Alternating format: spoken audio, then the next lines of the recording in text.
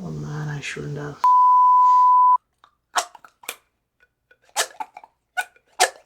The old is gold episode category. But for a change, let's take a centuries old play and study its latest adaptation, Joji, written by Shyam Pushkaran and directed by Dileesh Pothan.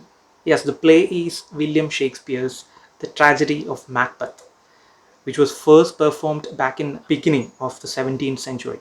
For now, let's see if we can connect the characters from Macbeth to Joji. Duncan, the King of Scotland, he became Kuttappan Panache, who owns and rules the huge mansion, estates, and the business under the title Panachale Traders. Joji obviously represents Macbeth. Jomun Panachale, he represents Banquo, another general who is more trustworthy to Duncan. Poppy represents Bango's son Fleance, the worker who takes care of Kuttappan. If I'm not wrong, his name is Girish or something. He represents Macduff, who was very loyal to Duncan and he sides with justice always.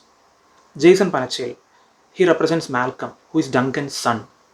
And Bincy represents Lady Macbeth, who was Macbeth's wife and partner in crimes. Literally, partner in crimes.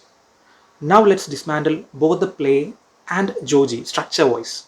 The tragedy of Macbeth, like every other tragic play, has 5 act structure. The acts are namely exposition, rising action, climax, falling action, and denouement. The graph is quite distinct from the 3 act structure, right? In the Act 1, the exposition, we get to know the wants and needs of every character in Joji, the space and time they have set the plot. I think the inciting incident is when a stroke slips Kottachan Panachale into a coma. In Macbeth, 3 witches blurt that Macbeth will be promoted twice to become the King of Scotland soon. This prophecy has an impact on Macbeth and it grows in him exponentially, which leads to everything.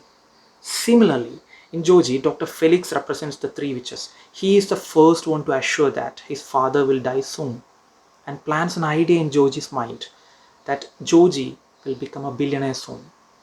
For the first time, Joji feels like a prince who's about to be the king soon. The background score when Joji drives back their Jeep Compass back home is a musical piece which will precisely transcend the emotion of Joji to us. Try to remember this music because it is a cue which is used again in the movie. In Act 2, Macbeth and Lady Macbeth conspire to kill Duncan and they wait till everybody is asleep. According to their plans, Lady Macbeth uses drugged wine and makes the guards faint so that Macbeth can kill Duncan. In the adaptation, Joji and his sister-in-law, Bincy, through certain scenes they realize that they are birds of the same feather and hence they should flock together. Later, when Bincy realizes that Joji is actually trying to kill Kuttappan, her father-in-law who has been keeping her and her husband as slaves, she switches on washing machine and creates a distraction so that Joji can easily walk downstairs after switching the tablets. In Macbeth, nobleman Macduff, who finds Duncan dead, and in Joji, the worker Girish finds Kuttappan, and as he calls out for help, Bincy joins. While Joji had been spending time at the fishless pond waiting for the fish to swallow the hook. It is a visual metaphor actually, an analogical juxtaposition. It represents an idea, a concept. In Act 1, Joji asks Bincy to serve him the cooked fish they caught from the pond, the same pond which caused the mishap. At this moment, even Bincy feels that Joji is also to celebrate his dad's situation and is getting ready to split his father's inheritance. So Joji knows well that there aren't any more fish left in the pond as such. We just got cleaned and filled. So he is not bothered to attach any bait to the fishing hook. He just want to wait there by the pond, pretending to be fishing till his father dies consuming the tablets he switched. The tablets, the real bait, which were safely hidden under a rock in the wall around the same pond. Hunter waiting for his prey to be trapped. Let's get back to the structure of Macbeth and Joji. So, initially, Lady Macbeth is tougher even after the crime and seen to be supportive. Similarly, it is Binsi who realizes that others would notice Joji's absence. She asks Joji to literally wear a mask and act natural before those who have arrived to attend the funeral of his father. In Act 3, which is also known as a climax in 5 acts, we see the aftermath of Duncan's death. Macbeth becomes the king of Scotland, but he is still haunted with a lot of insecurities. Similarly, Joji convinces his brothers and makes sure that after the first death anniversary of their father, they'll split the inheritance. Thus, he can be the sole beneficiary of the huge mansion and the compound around it.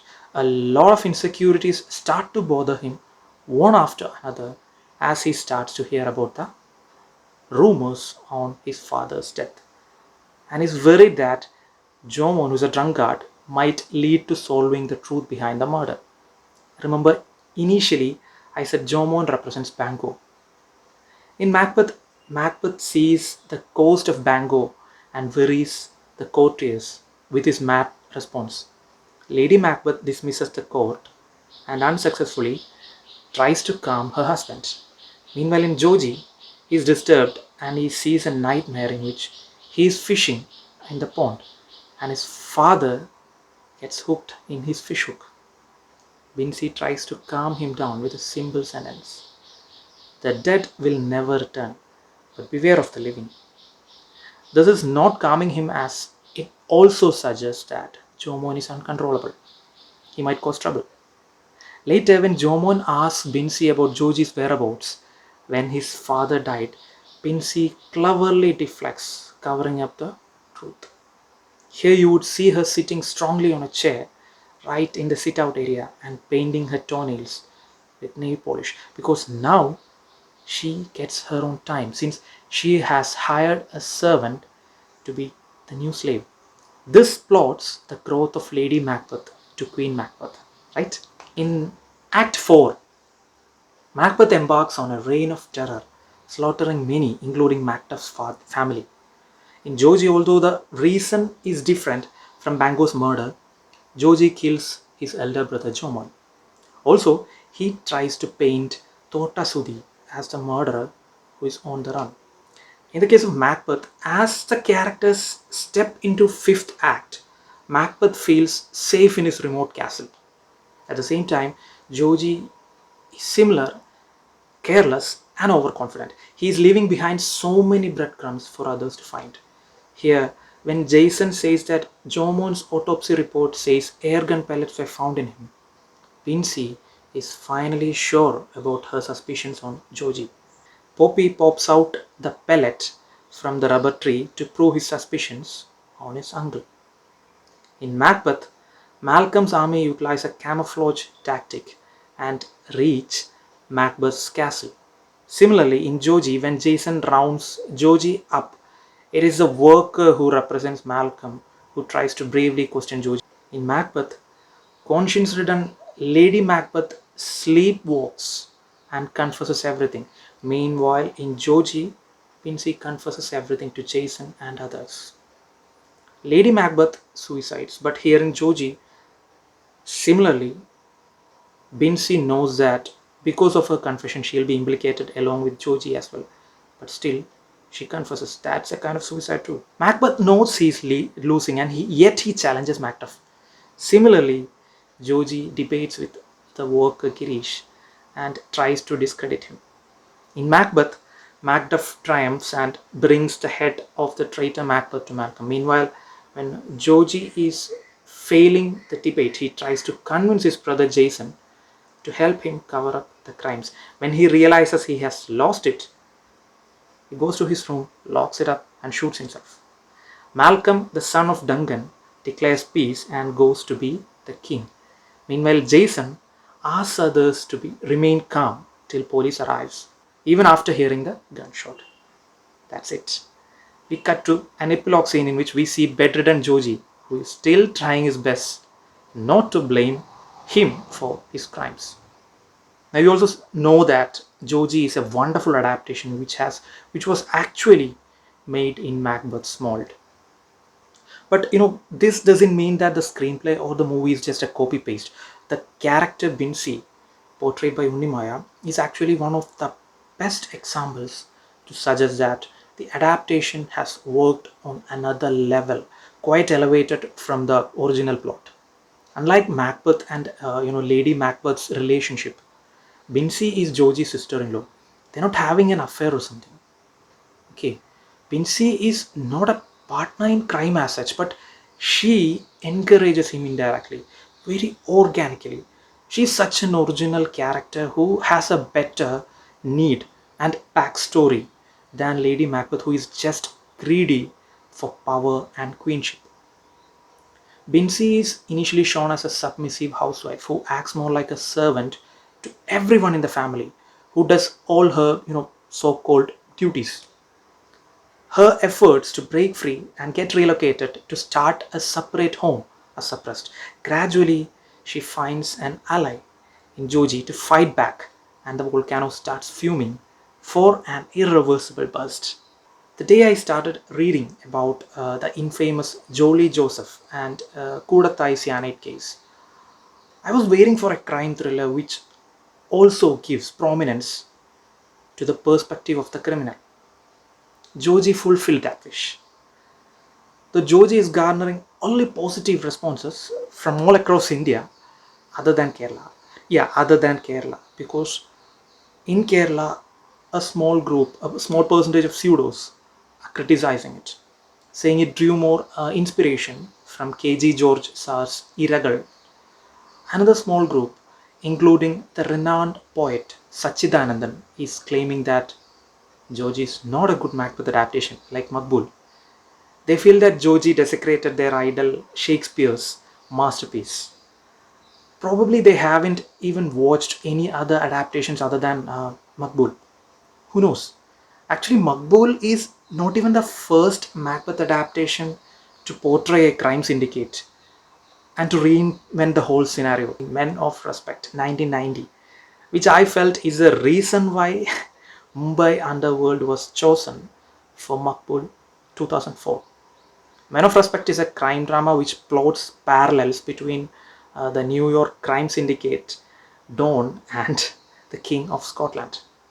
Men of Respect failed at box office, but it gained a cult for fan following afterwards.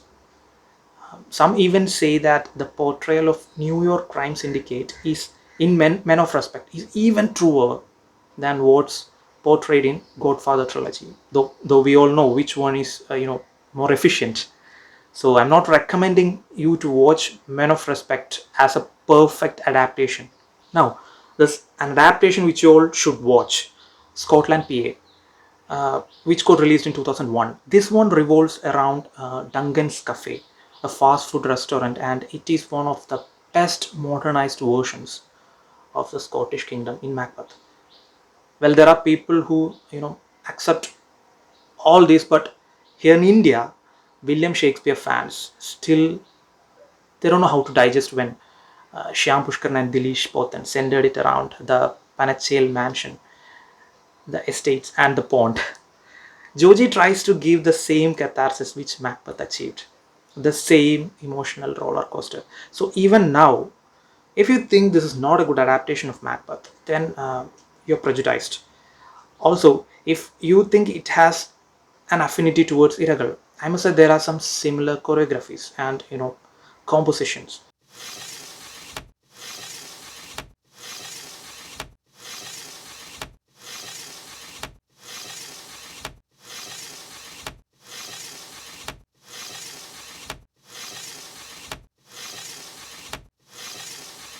But it is so far from what Iragal tried to convey. Then you didn't understand Iragal as such.